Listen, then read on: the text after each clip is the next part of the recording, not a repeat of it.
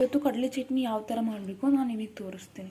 Stove on ಮಾಡಿದ ತಕ್ಷಣವೇ ಕಡಾಯದಲ್ಲಿ 1 table spoon of oil ಹಾಕಬೇಕು.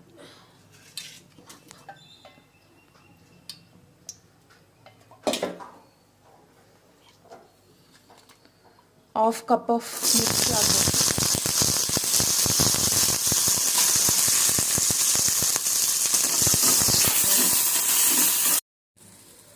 ಚೆನ್ನಾಗಿ ಈ ಥರ ಫ್ರೈ ಮಾಡಬೇಕು. ಈ ಥರ ಫ್ರೈ ಆದಮೇಲೆ ಮಿಕ್ಸಿ ಬೌಲಲ್ಲಿ ಹಾಕಬೇಕು. 1 ಟೇಬಲ್ ಸ್ಪೂನ್ ಕಡಲೆ, 1 ಕಪ್ ಆಫ್ ಹಸಿ ಕೊಬ್ಬರಿ, 1 ಟೇಬಲ್ ಸ್ಪೂನ್ ಸಾಲ್ಟ್. ಈ ಥರ ಮಿಕ್ಸ್ ಮಾಡಿ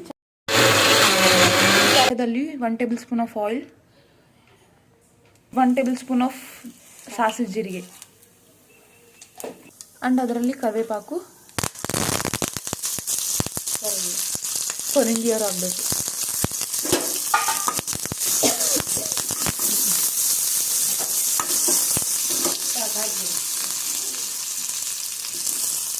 ಅಂಡ್ ಗ್ರೈಂಡ್ ಮಾಡ್ಕೊಂಡು ಚಟ್ನಿನ ಹಾಕಬೇಕು.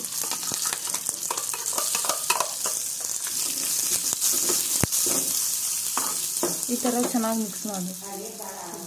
ಚಟ್ನಿ ರೆಡಿ.